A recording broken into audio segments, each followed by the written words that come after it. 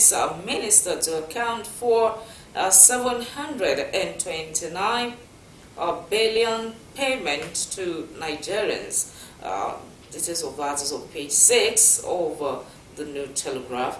NDLA smashes cocaine syndicate, arrests couple, recovers 2.1 billion worth of drugs in Lagos. Details is on page 30 of the New Telegraph this morning. And still on the New Telegraph, 2023 budget extension, concurrent running of two budgets fail corruption, says lawyer. You find our analysis on pages 14 and 16 of the New Telegraph. And on page 7, IPOB, don't worsen Nnamdi Kanu's problem, Obidigbo tells Igbo politicians. This is of that is on page 7 of the New Telegraph. Still on the New Telegraph, why national grid collapsed again by TCN. I bet you want to know why the incessant collapse of the national grid. So check page 8 of the New Telegraph for details of that story. And this 20 trillion naira Ways and Means, Senate extends probe period by 2 months. Right, our savings from subsidy removal should be used to make life comfortable for Nigerians, says Osrc. You find details of that on page 11 of the New Telegraph this morning. Nigeria's over-reliance on oil exports bunkering retarding economic growth, says CUPP. Details of that is on page 6 of the New Telegraph. And finally on the New Telegraph is the story of bandits kidnap nation blueprints journalists, wives and children in Kaduna. And details of that on pages 2, 4, 25 and 27 of the New Telegraph.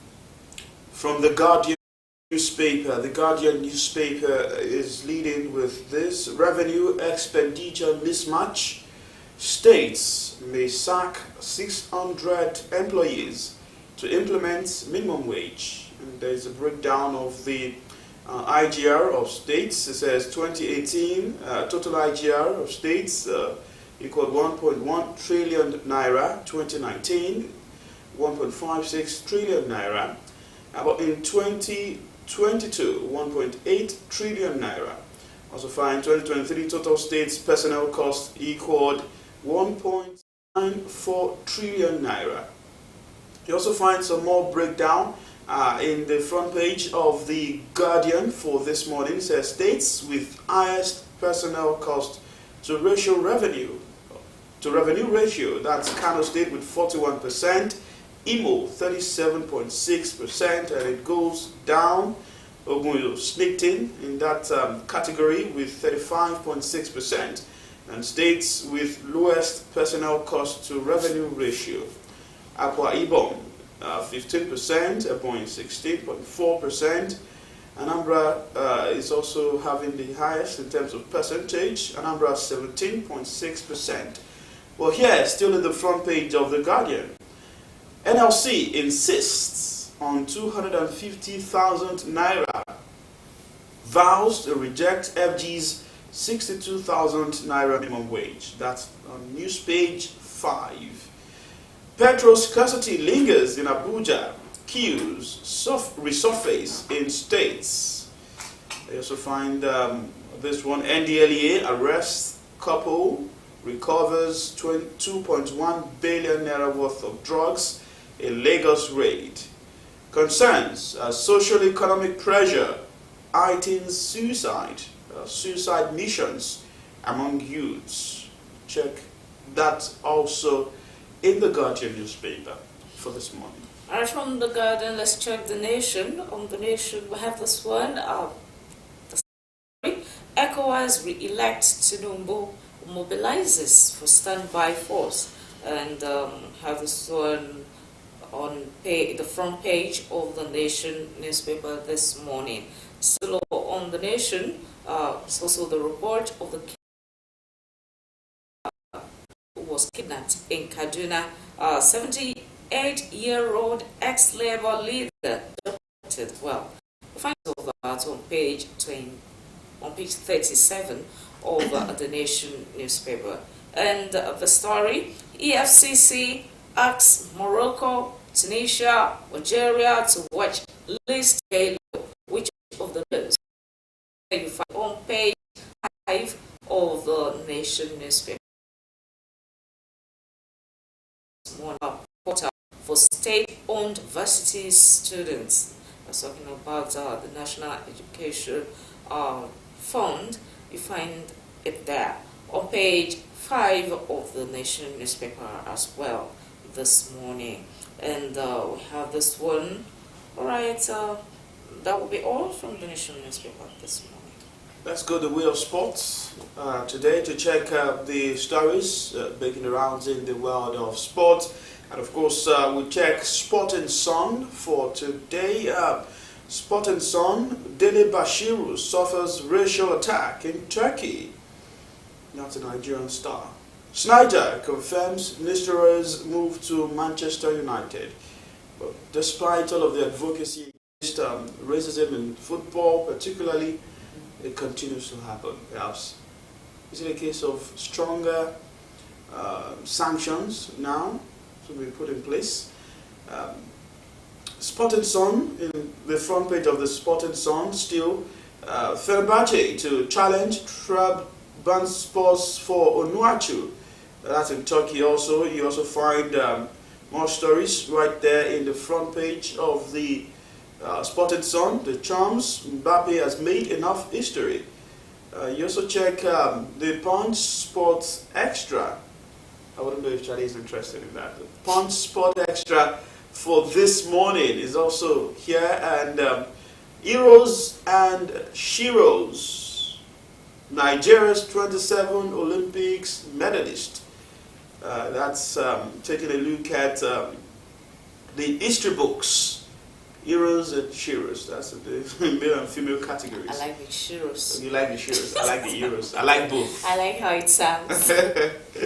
So, yes, you check that story. It's a big one in the front page of the Punch Sport Extra. You see notable Nigerian sports star right there. Some retired now, actively participating in the Olympics. Now that we're also preparing for the Paris Olympics again, hope that Nigeria will also have more medalists in the mix. Thiago to retire from football. You'll find that also in the Punch Sport Extra. And Paris 2024 Falcons hold first training session in Seville. We'll check that story also right there in the Punch Sport Extra. All right, with that, we call it a wrap on first headlines for this morning. We'll take our first break, and when we return, it will be time to discuss the topic for the day. Please stick around.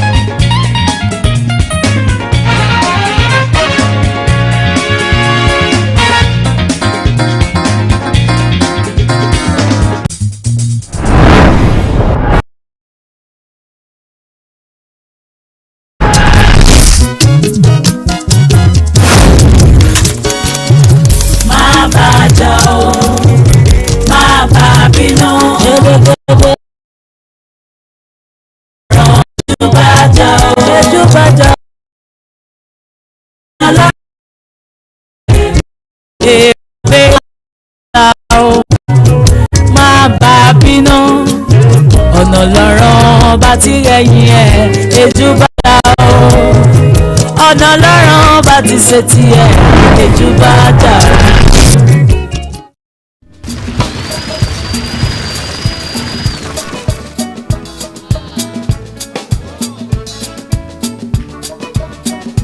as Nigerians, we must remind ourselves that no matter how complicated democracy may be, it is the best form of governance in the long run.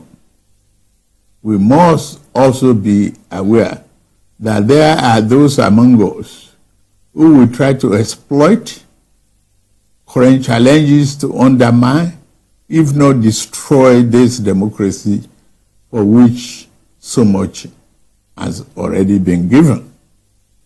This is the great battle of our day and the major reason we specially celebrate this day as Democracy Day. The true meaning of the day is not to focus solely on the great deeds of the past that have brought us to this point. Yes, we pay eternal honor to those who laid down their lives, sacrificing everything to pave the way for the nation.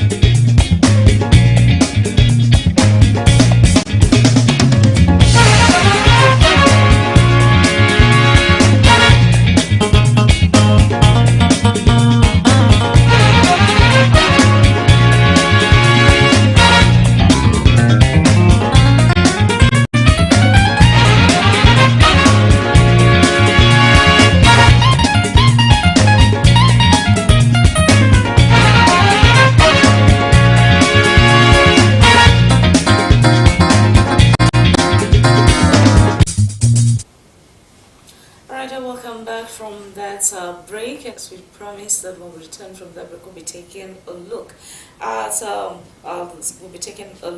a topical issue before us. And this morning, we're taking a cross look at Waste Management Authority, that's Waste Management and Enforcement in Ondo State. And to discuss this with us this morning is the Director, Enlightenment and Community Mobilization, Mr. Oyetomi Akintunde. It's nice to have you in the studio, sir. Thank you. Good morning, the producer, and good morning, the listeners at home. All right. Now, talking about waste management in Ondo State, previously, there were times where the state was amongst the cleanest, in the nation. But can we still say same of the state as of today? Yes. Firstly, I need to give some analysis and breakdown of what waste management is all about. Like we all know, our materials we don't need any longer in our various home and environment. For instance, if somebody has some pair of clothes and is no more using such a clothes, it becomes a waste. And when suddenly you pack it somewhere, or probably you have a television set in your house and it's no more in use, it has become a waste. These are activities of how waste comes about. Then, in regards to the questions being asked, concerning the record we actually made some years back, that Ondo State is adjudged as one of the cleanest states in this country. Yes, it was, and I want to believe even as at now, the glory is gradually returning back to this state with the help of some efforts we are making right now. What are these efforts? Maybe you want to tell us some of the efforts. Yes, we recently there's a synonymous in which a volume of refuse is synonymous to the population of a particular metropolis. That is, when we have a city, when we have a big town, the volume of refuse that come out from such city or town is much higher than a village or something like that. And as a result of that, government felt that they can't do the job alone. They need to empower some people in the society, as is being done in any other Western world. We engage the activities of a private sector participant called PSP to assist in the collection of those refuse. And recently, Ondo State, let me say Akure in particular, by the partition of what we have done, that is, we call it zones. Different zones, that is, number of streets, a particular number, maybe probably a 10 streets could make up a zone. And the partition we have done, we needed about 50 PSP in Akure metropolis alone. And it is grossly recorded that we have a kind of just less than 10 that is being operating. And recently, I want to appreciate the effort of our Honorable Commissioner, Honorable Oseni Oyeniyi, who took the boon by the horn. And when he came on board, he rolled out the advertisement for the re-engagement of this PSP. And recently, we have 50, not less than 15 PSP that joined the existing fleets of the PSP operation business in Akure metropolis. These are the recent efforts we have made, and it's making a success. And if you can see, the public waste evacuations recently is due to the effort of this recent PSP that's been re-engaged. By 5 a.m. this morning, every day, one will have seen the public waste to have been evacuated.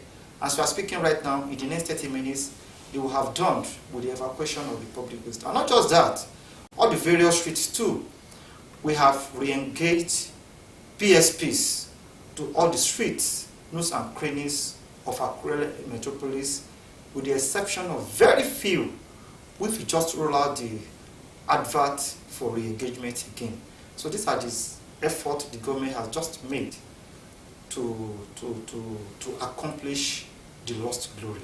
So great that we're working towards bringing back that glory that has been lost. But really, to put clarity to your submission, we have a total of how many PSPs now operating in Akure industry? Yes, we have close to about 25. They are still not sufficient. So they are still not sufficient. 25, and your projections from the calculation and the survey you did? Between 40 to 50. 40 to 50, because when you talk of Akure metropolis alone, we are talking about other villages that is attached to it, which needed to be covered and evacuated.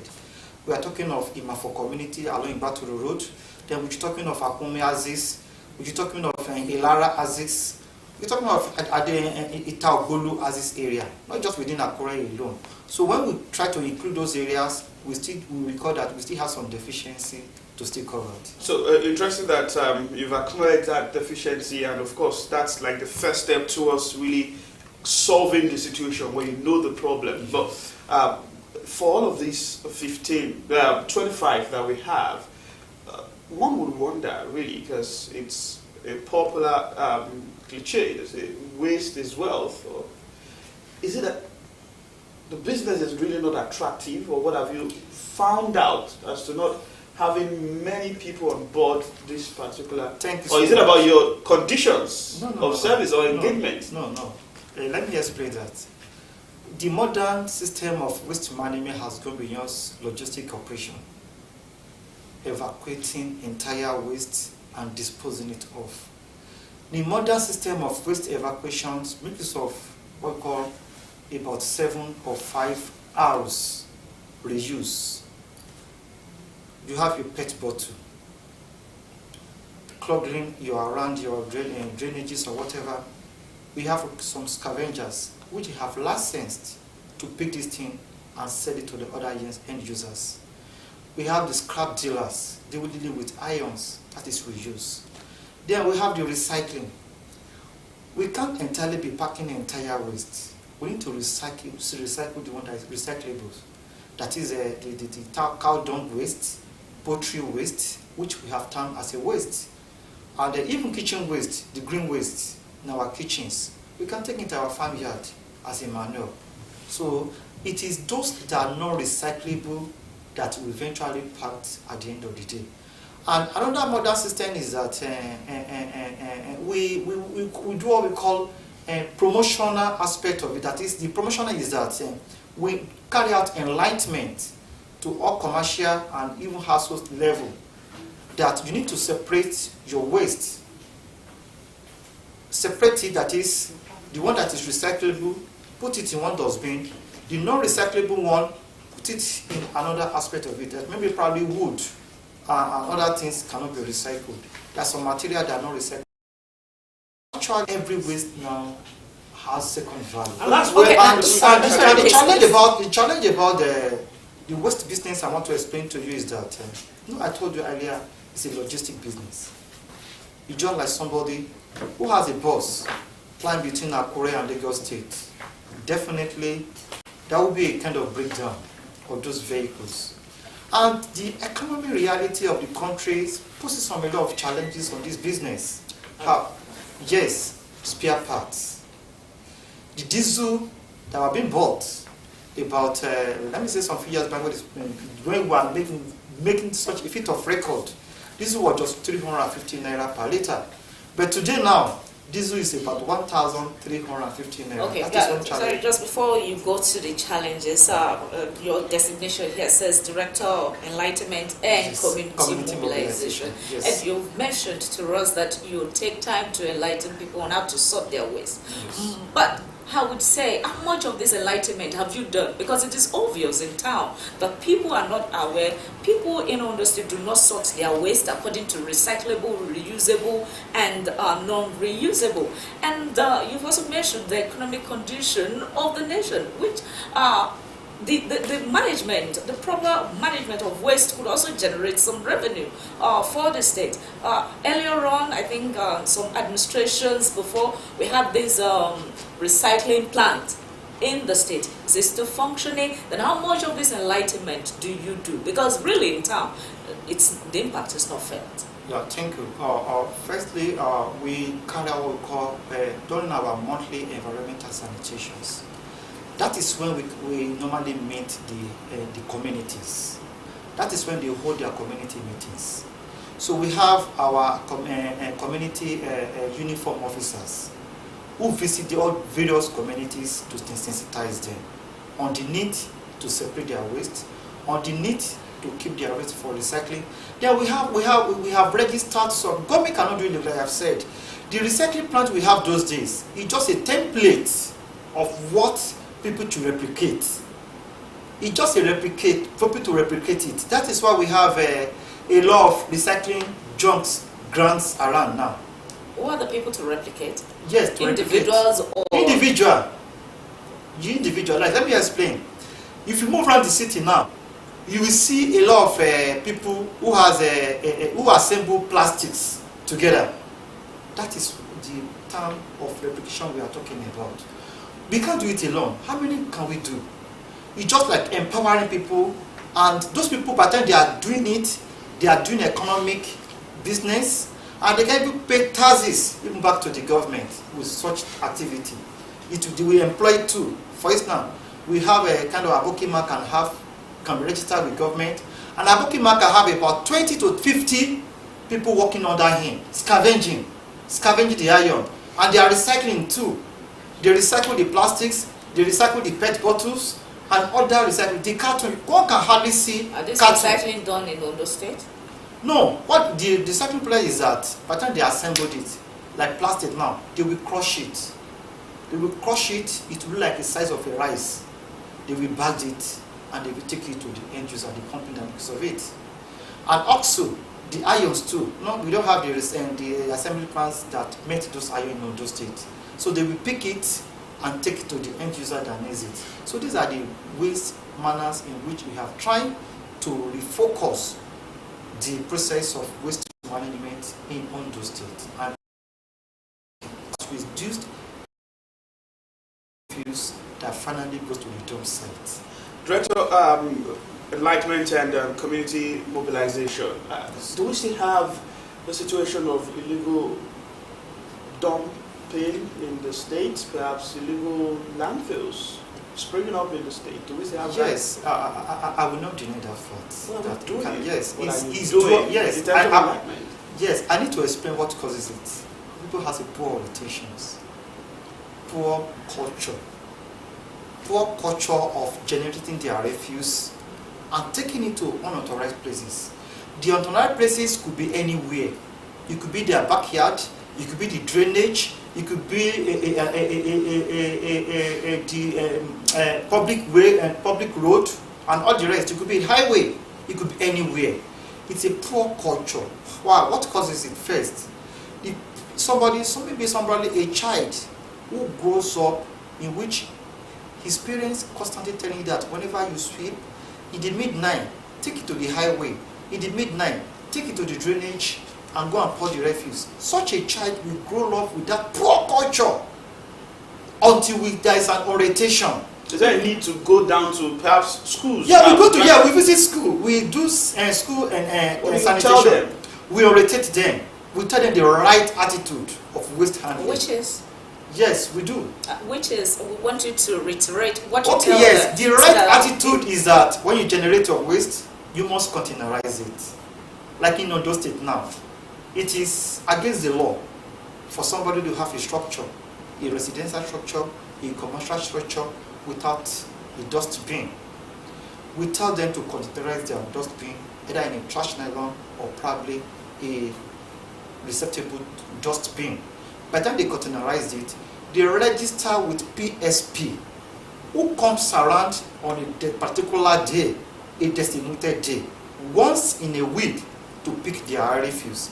Analysts have shown that if it is residential, we visit those residential. Part of the residential we do is that a household of maybe a father, mother, and children cannot use more than 120 liters of dustbin in a week.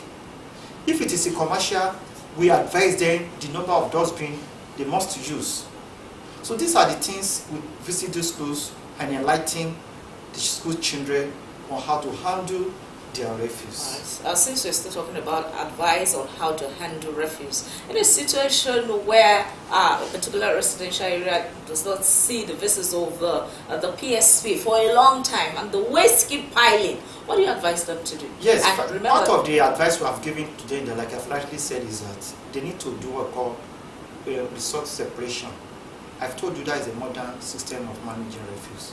Resource separation, like I've said, the recyclable one, put it at one side. Even the vendors will come around and knock their door and buy those things from them. Their PET bottle, their carton, their plastics, their anything of such, they will buy it from them. They will knock their door. Because we have sensitized those vendors on how to repurchase those things. So, and the non-recyclable one, like I said, there's still some recyclable one that they can take to their farmyard to do their manure. And the one that cannot be recycled, they should keep it inside the dustbin. Like I've said, PSP business is a logistic business. We have fixed trucks, vehicles in all the areas of Akure metropolis. And if a particular vehicle has not gone, because for instance, if a vehicle is to come a particular Monday, and you miss that particular Monday, probably if it couldn't come like Tuesday, it will be the following Monday. So they take the waste around and dispose it to them when it comes around. But nevertheless, if there is anything of such, we have what we call intervention arrangement, in which we can send another vehicle to assist such a distressed PSP in such particular zones. Okay. So that system we have been doing. And if a particular community inform us that they've not seen such a particular PSP in their community, we arrange some early level of alternative to ensure that such refuse have been evacuated. If we can record, we have seen that when there has been an outbreak of cholera outbreak, we have not recorded any record in Ondo State, and that happened to the system we have put in place in Ondo State. Regular evacuation of our highway waste. Communities are regularly evacuated. Then our weekly market sanitations, we sensitize those market traders on weekly basis. Every Thursday we ask them between 7 and 9 o'clock, we ask them to close their stores, because where the cholera could easily spread from is market. Why? Because they are clustered. And let me tell you, those market traders, they eat inside their store. They don't mind the flies that comes around, and they eat with it. And they will still use those sicknesses or disease they may have infected with to sell to the public. So we ensure that we control that. These are the part of the effort we have been making in those days, not just the area of the efforts you've been making, really. You've mentioned the state capital, which is Akure. What are other yes, government we areas? have yes, Ikare, we have a PSP in Akare.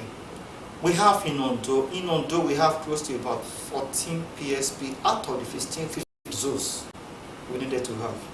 We have in Osrc 2, we have in October, we have in Ibokoja, we have in Novo. As I'm speaking with you, every one of them are working excellently. How do you determine excellently? Because I'm interested in knowing how, because you are a waste management authority, yes. So the name also comes with some form of authority to do things. How does the state monitor and evaluate the performance of the state? Yes, we have, at the level of other local government, we have some other desk officers from the Department of Environmental Department of all local governments. We have some desk officers with them who carry out the daily assessment on our behalf. We can't be here now and know what is happening at the level of Otepupa. We can't be here now and know what is happening in Ikare. Now we have a platform, they relate to us. They tell us the progress so far. And we will make on-schedule visit to those places to carry out our own final assessment of reports that have been given to us. So that is why I say that we have been doing excellently with that. And the excellency aspect of it is that waste is a practical thing. You generate waste, you got there, you don't want the waste is no more there. These are the part of the excellent performance I'm talking about. Just like I have said, the public waste along this Oyemekun road or whatever, while you are coming in, probably you still see some, or probably you saw the trucks walking. And before you reach the studio, I want to go there now. There's nothing on the highway again. All right, non-performance of waste management could be really distressing, and there could be some communities where they are facing this distress of probably their PSP not functioning optimally. Do you have numbers that they could call, or is there a way they could reach out to you to tell you that we've been having this challenge? Yes, we normally visit those communities to sensitize them, inform them on how to best to handle their refuse, and we give their contact information to them, and we only encourage them to write our authority, our agency, on any non-performance of those PSPs. Is there a number? Yes, there's a number. Maybe you tell the public now. Yeah. I want to, my contact now, the complaint line, 080 66 14 46 51. I repeat again, 080 66 14 46 51. All right, thank you very much, Mr. Oyetomi Akintunde, for the enlightenment you've given on the show this morning, especially the number that you've just given us. I believe that some people will take the time to call, and we hope that you keep managing our way so we don't see. Definitely, we are on top of it, and so far, like I've said, I want to appreciate our Excellency, Mr. Lucky Orimison Ayidatiwa, who have been so supportive to Ondo State Waste Management Authority in terms of funding and necessary support. And also, I want to appreciate our very active commissioner in the person of Honorable Oseni Oyeniyi, and also our general manager, a visionary leader. All right.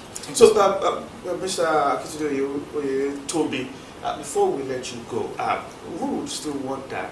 We have blood drainages in different parts of the state. Does this also fall into your purview of community mobilization? Because some would say, really, some of these things are, if government does not do it, perhaps government can also mobilize people to do them. Yes, it's fall under our purview, and it's a two-way coin. It's either the government do it or the public do it, but nevertheless, we sensitize them. Their property start from that drainage to their premises. They can't manage it themselves. If there is cloggage, they can do it themselves. And why government may wish to equally still do it? All right. Once again, thank you very much, Mr. Oyetomi Akintunde, Director, Enlightenment and Community Mobilization of the State Waste Management Authority. Thank you for coming on the show. Well, my dear viewer, we'll take another break now. When we return, we'll be diving into the political arena. Don't go away.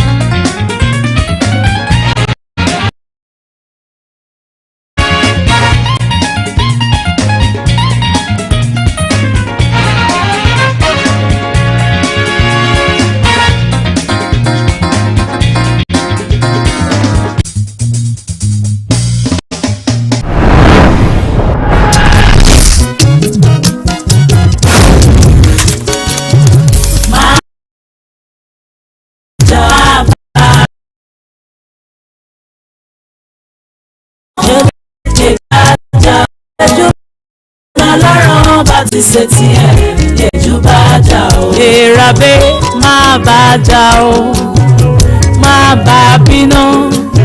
Ọ̀nà lọ́rọ̀ bá ti rẹ̀yìn ẹ̀ lẹ́jú bá jà o. Ọ̀nà lọ́rọ̀ bá ti ṣe tiẹ̀ lẹ́jú bá jà o.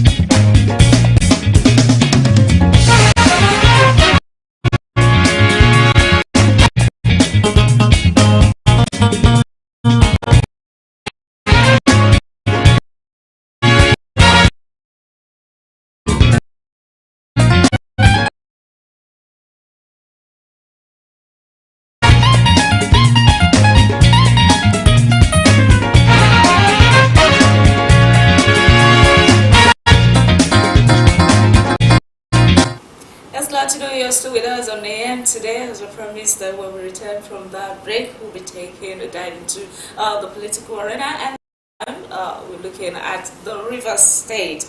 Yes, our focus is on Rivers State politics, the way forward. And to discuss this with us this morning is a political analyst, a journalist, Mr. Tayo Moses Adu. It's nice to have you in the show this morning. Thank you. All right. Yes, just this morning on the crisis has lingered though in Rivers State since the swearing in of Mr. Simla Fubara, His Excellency. And on the Daily Times this morning, I want to take some readout from there. That is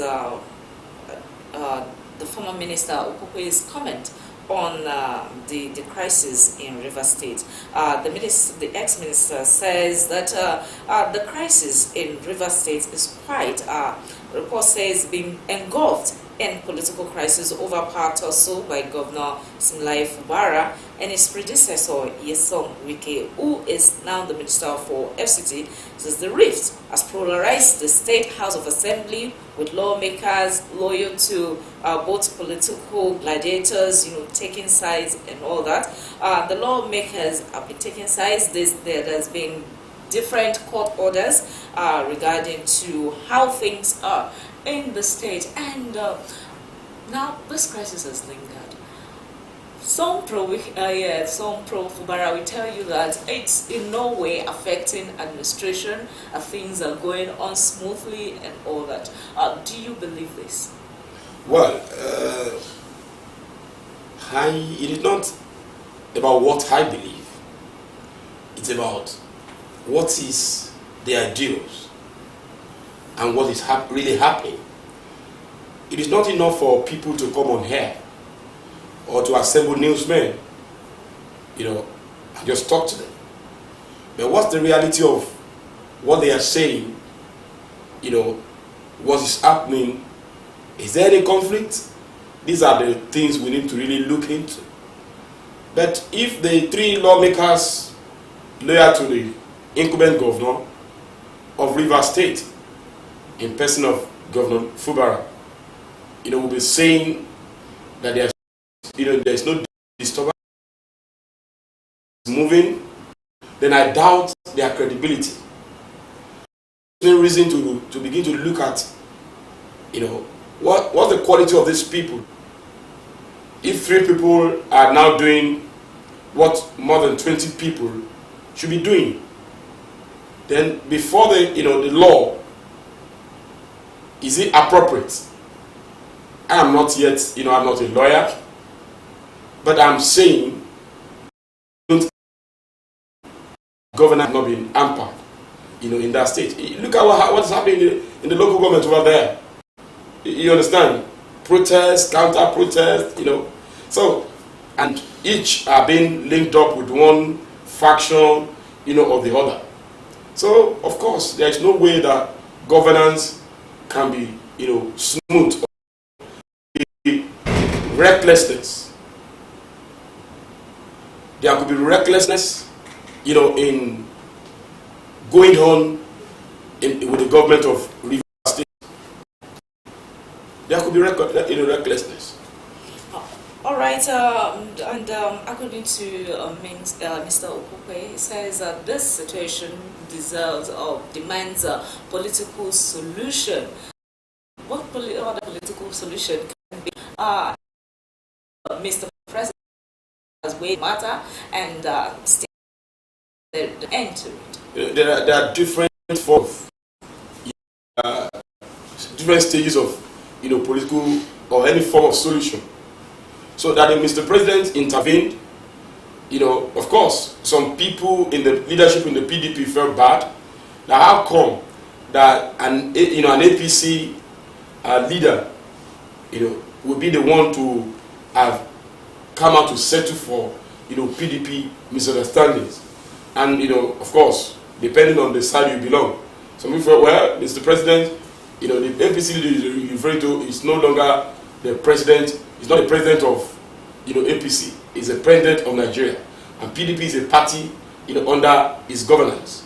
So he has a right, and of course, one of the people that are meant to be the political gladiators happens to be a minister in his cabinet, so that he has a right to intervene. So that Mr. President once had a meeting, interacted with them or waded into it does not mean that at that moment every of the problems will be solved. But you will remember that immediately Mr. President waded in, there was a bit of stability, that was recorded. Yes, and I think it is still the extension of that stability that is making rivers to still run the way they say. There's no crisis, there's no problem. They are going. The three lawmakers saying they are going on smoothly. So I think it's still the spillover effect of the intervention of the president. Of course, it is not. There's no closed case about this issue of political solution.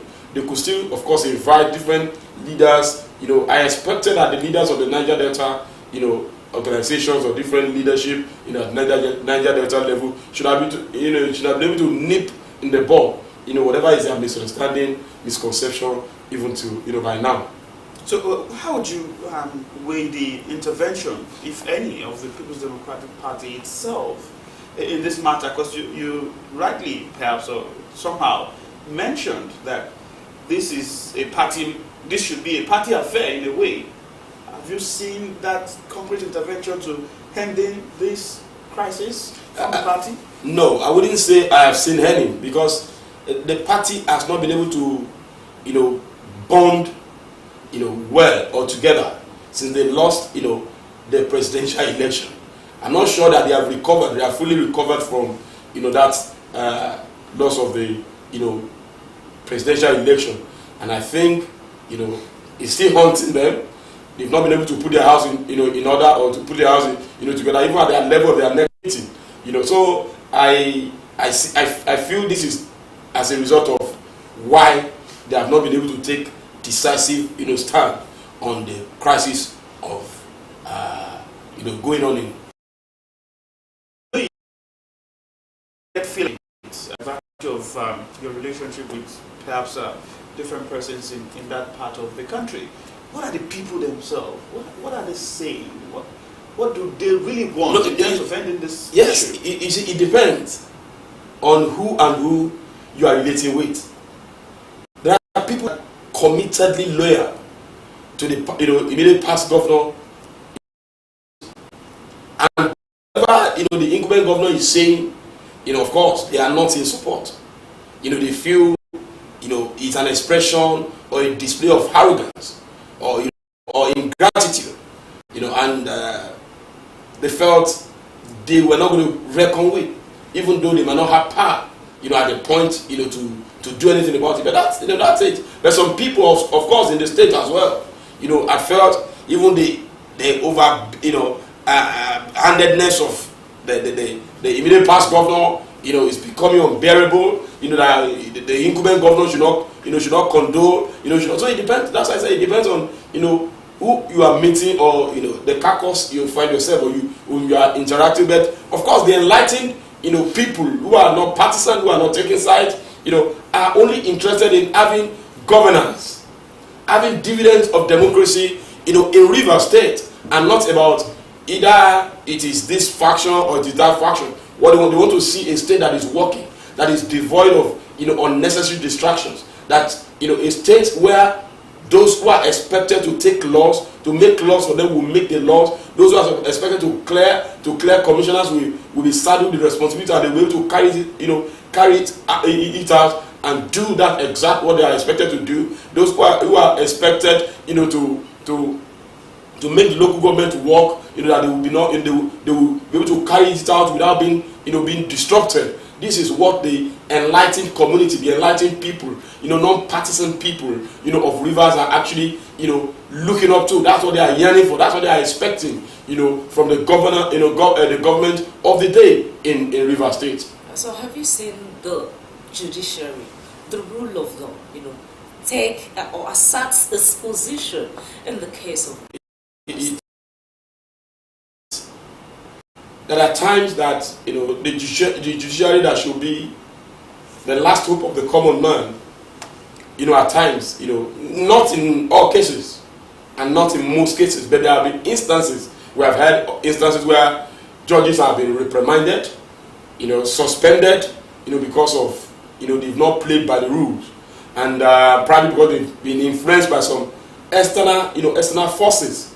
And so, for example, when the federal court in Rivers decided to declare the seat of the majority of the lawmakers, vacant. Was it the federal court or the state high court? Oh, sorry, the state high court, in Rivers, when the court declared, their seat vacant. The point is, in law, the other party was supposed to have been allowed to. There was no opportunity for them, to hear their own, mind, and judgment or pronouncement was, entered, was made, to declare. Then who has the right, legitimately, constitutionally, to declare, the seat, of the speaker, and the others, is the speaker of the House of Assembly. You understand? And but in a situation whereby, at that point, there was no substantive speaker. The person that was there, so somebody who has not been elected speaker cannot, declare, others, others positions, vacant. So I think that was what led to, to the other faction, decided to approaching, a federal high court in Abuja, where, where such the previous pronouncement was, was cancelled. So there's also what is part of what is also in the mix in Rivers State is the issue of the local government. Who we remember when the governor were in caretaker chairman for the local government, the police, in some words, laying siege at the local government secretariat and all of that. How well have you monitored the progress, situation of things right there, particularly as it regards the closest or the tiers to the people, which is the local government? As we speak, there's no local government. There are no local government chairmen in Rivers State. The governor sworn in some caretaker chairman. The caretaker chairman were they permitted to have been sworn in. If you look at the constitutional, what is taking place at the National Assembly as regards, the third tier, of the government. Are people still expected or allowed or permitted, to announce caretaker, administrators, or you call them chairmen? Is it still allowed? So these are, that's why I said, what an average civilized follow in Rivers, what they are expecting is to make the governance, the dividend of democracy available to the common man. That's their interest. They are not interested in the intricacies of how one leader or one political godfather is fighting a political godson, or a political godson is responding or fighting back. Or, you understand? So the truth of it is, governance is being distorted in Rivers as we speak. So what do you think is the way forward? Well, I think the way forward is the gladiators to put ahead and above their personal interest, and put above their political interest the interest of the common man. How well do we even get to see that play out in Nigeria's politics? Well, the interest of the common man. No, of course. No, there have been instances where people have actually elevated the interest of the common man above personal interest. But the truth of it is, Rivers as our focus this morning, if things will work normally in Rivers, those political gladiators must be ready to see the common, the interest of the common man as the most important, in their affairs. And that is when they will be able to, at that point it will be easy for you to drop some personal reasons why you are holding on onto a personal belief, or why you are making a personal, move. It will make it easy for you to be able to, negotiate and resolve whatever is the differences. And honestly speaking as well, part of why or how things can work, move forward in Rivers, is that the incumbent governor should look for a way to enter into truce with, the present minister, of FCT in Abuja, because you see, you don't bite the fingers that fed you. It is not. Even when some would really say that maybe the finger is even trying to bring out your tongue.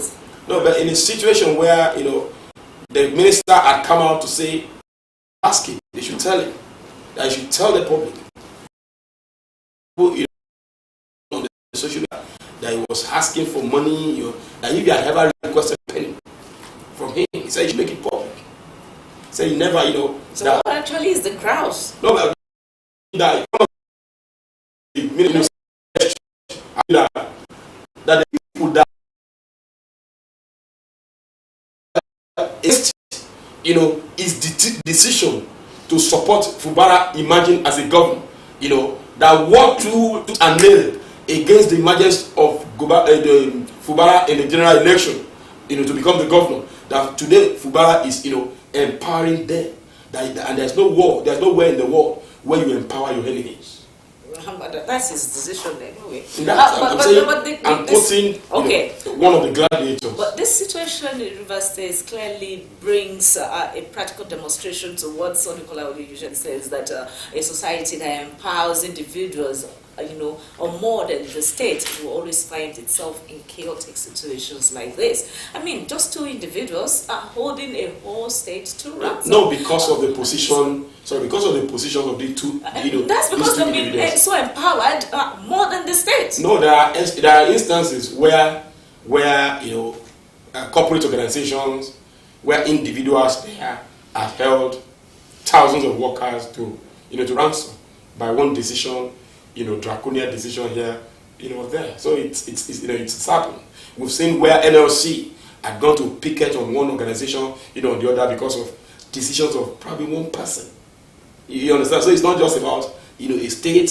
It's not just about the government. Alone. Even in private sector, it occurs. What lessons do you think there are to be taken, especially by politicians, from the incidents of Wike Fubara saga? I mean, when it comes to political godfatherism and all that. Well, people say godfatherism is not good.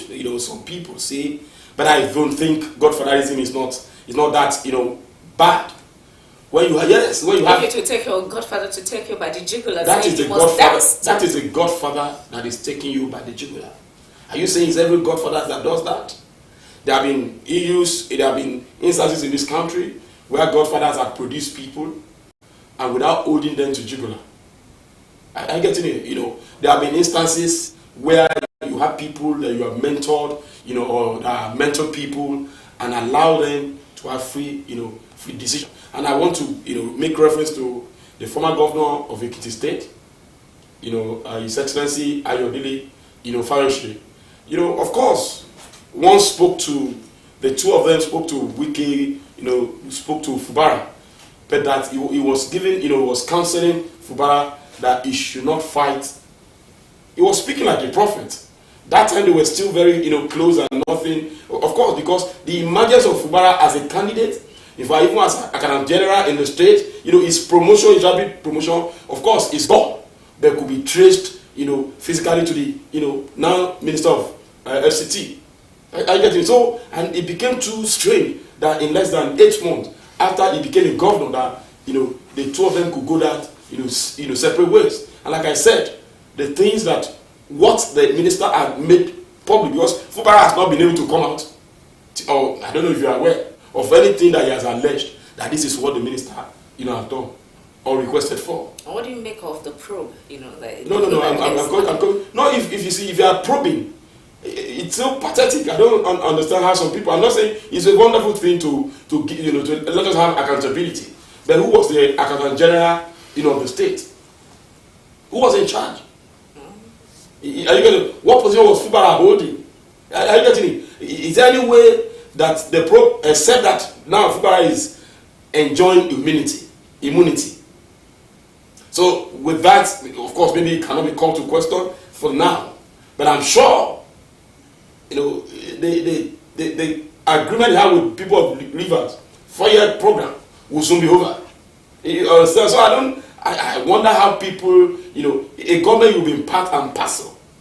And you now come out to say you are alleging that government of, then they should look at, place a mirror on the lives of, the life of Fubara, and let us see how transparent his life has been, how he has been able to acquire whatever he has acquired, as a civil servant, how much he has made and he has saved, the investment he has been able to put up, of course we'll look into, all these things will be looked into. So I think a takeaway is that people should learn to be appreciative, then be less confrontational. Of course there could be misunderstanding, even between husband and wife. You see, most marriages that breaks, up, not all, but most marriages that breaks up, you understand that it is because they could not, endure. The husband is not enduring the wife is not enduring enough. And they hear that by the time they now go their separate ways and they are divorced or, separated, the level of patience they never had. If they are not having any relationship, thereafter, you see that most of them would now, they learn by force. All right. Well. So politicians should learn to be patient, to be highly tolerant, and don't make a promise that you cannot fulfill. Never you be desperate, for anything.